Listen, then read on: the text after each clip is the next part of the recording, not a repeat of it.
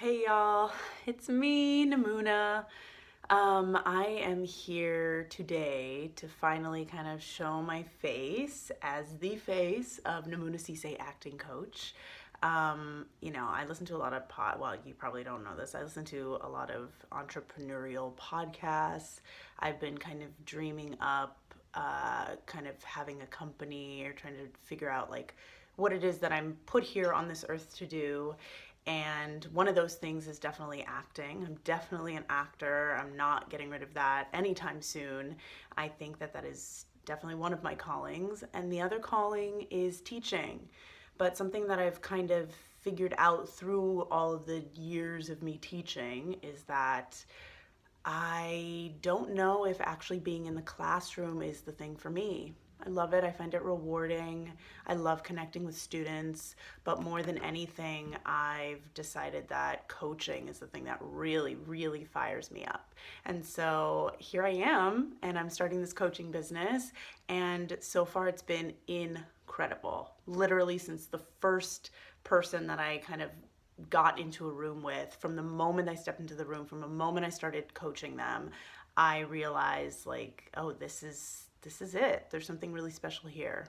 The vibration is on point. So I want to keep doing it. And I think in order to like really do that and to really kind of connect with people in a way that makes them want me to be their acting coach is I need to kind of tell my own story. And so if you've been on my website, you've seen it, you've read it. There's a lot of words there. It's probably something that I need to deal with. But my story kind of starts with my journey to getting into grad school and kind of how I was on my own through all of it and having to try to navigate and figure out like, what do I need to do? What are all of these pieces I need to do? What is a personal statement? Why do applications cost so much money? I don't have any money. Why does nobody want to help me? Why does everybody keep telling me that I shouldn't go to grad school? So I kind of just wanted to start there and talk about why I decided I want to go to grad school, B, kind of the process to me getting into grad school, why I auditioned for the places I did, and then what I got out of grad school, really. So yeah, to begin, I was an undergrad student at the University of California, Irvine, Zot, Anteaters. I think it's like that. God, my hand looks really pink in this light. Weird. Anyway, so I think, maybe around junior year of school, I decided I really wanted to go to grad school. And I think that the reason was, in hindsight, I don't know that I really would have been able to articulate it then, but I think that the reason was that I went to a school where I was getting a BA in drama. So I wasn't getting a BFA. It was not a conservatory program, which I love. I'm all about that because I think it's important to have to take some math, have to take feminist studies, which I loved. Poetry I took, biology. I think to be a well-rounded person and a well-rounded actor, it's good to kind of learn some other things other than just art. But I know a lot of other people have other feelings about that. That's fine. So I had to do all these other things, but I knew that I wanted to be an actor. Very clear about that since the 6th grade. And I was like, I think I need more training because a lot of the training that I got in this education was more theoretical, less practical. I knew that I needed some more in-depth training, and I wanted to do that right away. A lot of people, when I finally started telling people that I wanted to go to grad school, were telling me, no, like take a year off, like, be in the real world first, whatever the real world means. And I just knew, I was like, no, I want to go to grad school. And if I don't get in the first year, that's fine, but I'm going to regret it if I don't try now. I know what I want to do, and so I'm going to go for it.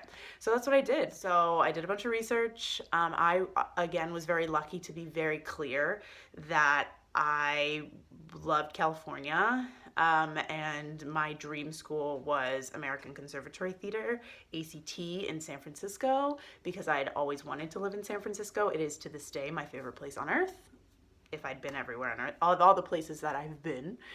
And I also was very clear that I didn't want to do IRDAs.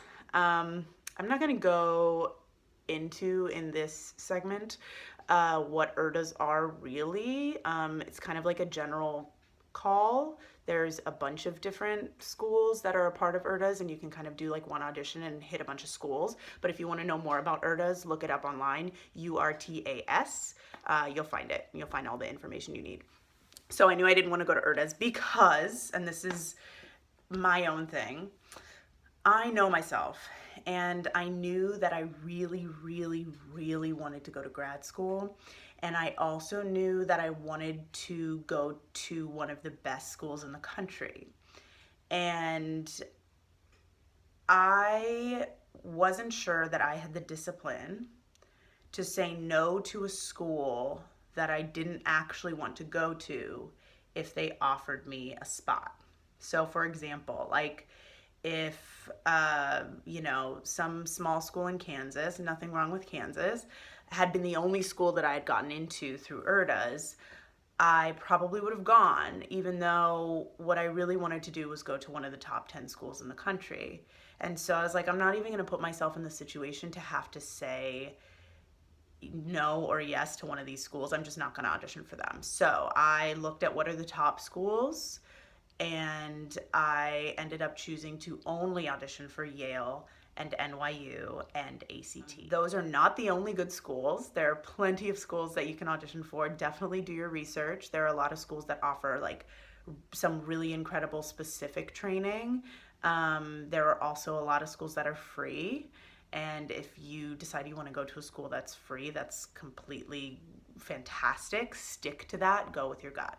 So I decided I just wanted to audition for those 3 schools. So I looked up, the application process, what those schools were known for, and that's what I did. So I had to do a lot of the work myself. I found all the pieces by myself. I got friends to watch me. I remember there's like some building at UC Irvine. It's like a big cement building, and I remember going up to the top of it, and we were in some like weird, like, I don't even know, it was still like outside. It was just like kind of covered, and I was doing my monologues for one of my friends. I don't even remember who it was, to get feedback about it. And so that's what I had to do. I didn't have an acting coach, and I wish that I had. Plug for NC acting coach.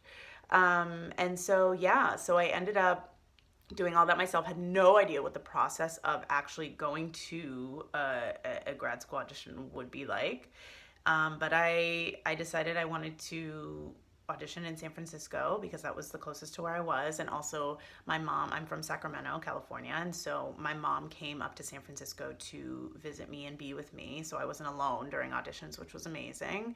So I remember getting to the building.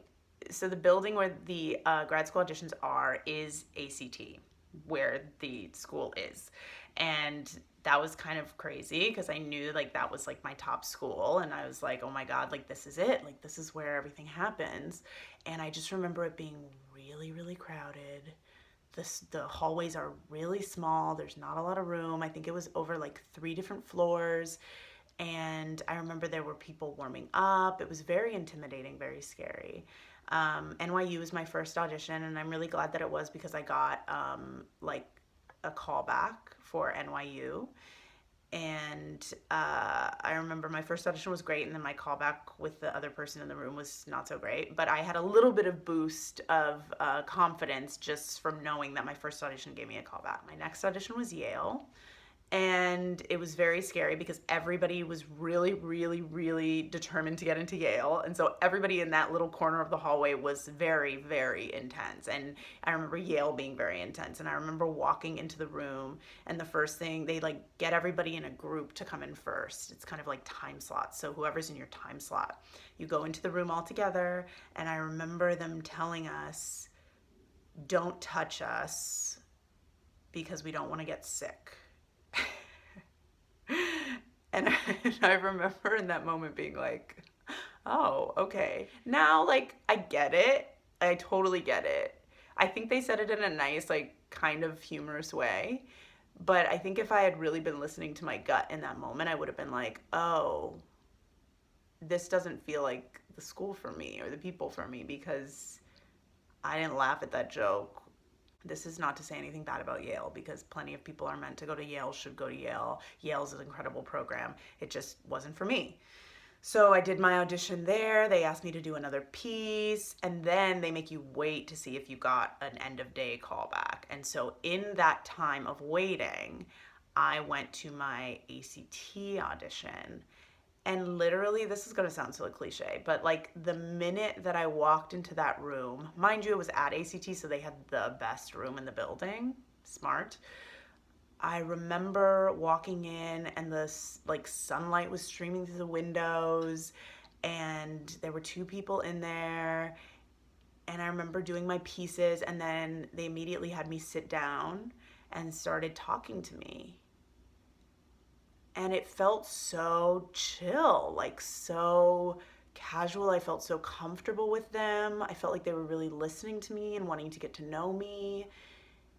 And I walked to that room, and I think they told me at the end of my audition to come back to callback, so I already knew that I had an end of day callback for A.C.T. And then I remember going straight up to the Yale list and not seeing my name on the list and being devastated, but being like, you know what? It's okay, because I'm going to go to this A.C.T callback later. And that's what I did. It was amazing. They were amazing. They did some like breath work with us that was incredible, some exercises. We all sang. All the other people who were also called back are all in one room with you, so you get to see each other's extra pieces. You get to hear each other sing. We were laughing. We were having fun. It was amazing. And I knew in my gut, I knew like this is the place for me. I knew it. I could really, like, literally, I'm getting emotional. And I was right. I was right. Here's the thing about grad school. You can't force it. You can't force it. Everyone wants to go to Yale. Everyone wants to go to Juilliard. Everyone wants to go to NYU. That's beautiful. Again, those programs are incredible. But you have to feel it. You have to feel where you're supposed to be, because you get into like one of the top 3 schools, you will feel, you know, a hit of adrenaline. You will feel a high because you got in, but it's going to be so hard. And if you're not in the place that you're supposed to be, the place where you can really grow and feel comfortable, feel like people are looking out for you and supporting you and that you fit in, whatever that means, then you're not gonna make it. And maybe you'll make it through the program, but you're not gonna get the experience that you need because you won't feel safe. If you take anything from my story, please take the fact that like I felt it in my gut that A.C.T was the right place for me, and I went with that. And because I was so clear, literally I looked back at like one of my journals from like, I don't know, 5 years before I got into grad school, that said like, as soon as I get out of college, I'm gonna move to San Francisco. And it came true. I manifested it. And I really believe in manifestation. I believe in being very, very clear about what you want, why you want it. And literally, grad school people will ask you that question. Like, why do you want to go to grad school? What do you want to get out of it? What can you bring to the table? Why do you want to go to our school in particular? When A.C.T asked me that question, I had so many answers because I wanted to be there. And not only did I love the school, I love the location, I love the city, I love that it was close to home. You have to know why you want something, and then you have to go after it. And you have to trust yourself. You can't just do what everybody else is telling you to do because you think it's the right thing. That's what I want to say in terms of the audition process, and like really nailing down like, where do I want to go to school and why. In terms of grad school, and my coaching clients often ask me this, like, are you glad you went to grad school? And I mean it when I tell them, and I say it immediately, that grad school was the best decision I have ever made in my life, at least so far. I have a lot of student debt. Like, I will be very transparent about that, and that's really hard, but I never, ever regret going to grad school. I changed not only as an artist and a performer, but as a person. And I mean that. Like I've told lots of people over the years that grad school is like 3 years of intensive therapy. And it's true. My entire first year of grad school, all I did was cry. Ask anybody in my class, ask any of my teachers, ask any of the people in the other classes. Like it became a joke. Like all I did was cry for the first year of grad school. And that was because I was always uncomfortable. I have a fear of failure, as many of us do. And I was breaking through so many of the barriers that I had kind of built up over the years since my childhood, through, my adolescence, my teenage years, through college, and the things that happen in drama school and in undergrad. And I had to be able to get through all of that in order to find my authentic self and find my authentic voice and be comfortable and confident with who I was. And if you are not those things, and of course we can't be those things all the time, but until you feel like you know who you are, you can't really be a great artist. You can't, because how can you put a character on top of something that's like totally barricaded? You can't get to your heart, you can't get to your soul.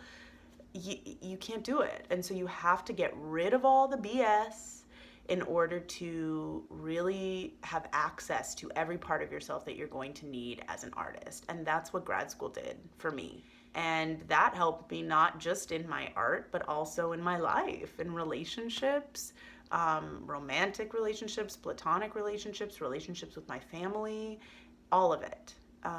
So it really, really was the best thing that could have happened. And I also made some of the best, my best friends in my class. I was lucky to have a class that was like incredibly close. It doesn't always happen, but I guarantee you will meet at least one person while you're in grad school, whether they're in your class or not, who becomes one of your like go-to people. And the people in your class will know you better than anybody will ever know you. They will see parts of you that you didn't even know were there until you're sharing them with the other 10 people, 16 people, whatever in your class. If you know in your heart and in your soul that you are meant to go to grad school, I don't care how old you are. I don't care how much experience you have. I don't care if you were an architecture major in undergrad and now you've decided all of a sudden that you want to be an actor. Do it. If you feel it in your heart, do it. If you don't get in the first year, who cares? Now you know what the process is like. It's going to be so much easier for you next time. You're going to be ahead of the game. And you'll know like what worked and what didn't work. So go to grad school. And it's going to be so much easier to get into the program of your dreams if you have help. I didn't have help. I still got into the program of my dreams. And so, if you don't have the funds, if you're not sure if that's something that you want to do, like, take the time to figure it out. But if you do want help, find help. Maybe it's me, maybe it's not me, and that's totally fine. But I truly, truly believe that training is so, so important. And one of my favorite things that I've ever heard is like, lawyers don't practice law until they go to law school. Doctors can't practice medicine until they go to med school. Like, why do artists think that like that grad school doesn't matter? Like, sure, plenty of people can do it without it, but why? Why not get the training that you need to be a fully well-rounded actor who can be transformative, who could do many, many, many, many things? And it's going to make your life so, so much easier when you get out. It's going to make things go so much faster. And coaching's fun too. So if you need an acting coach, or if you even just want to talk about, the process a little more deeply, ask me what it was like for me, why I decided to go, and I can go into a little bit more detail about like what we did in grad school, the specific things that were kind of breakthrough moments for me. Even if you just want to talk, like send me an email, nemuna.ceesay@gmail.com, or you can visit my website, which has a lot of information there, nemunarceesay.com/coaching, and leave me a message there. Tell me what you want to do, what you want to talk about, and I would love, love, love to talk to you, and I would love, love, love to help you. So thank you so much for watching this video. I literally just rambled. I'm sitting in front of my front door in a yellow shirt that I haven't worn in a while. and just threw some makeup on my face. So hopefully I look okay. Not that it matters. Authenticity is key. And yeah, I would love to talk to you.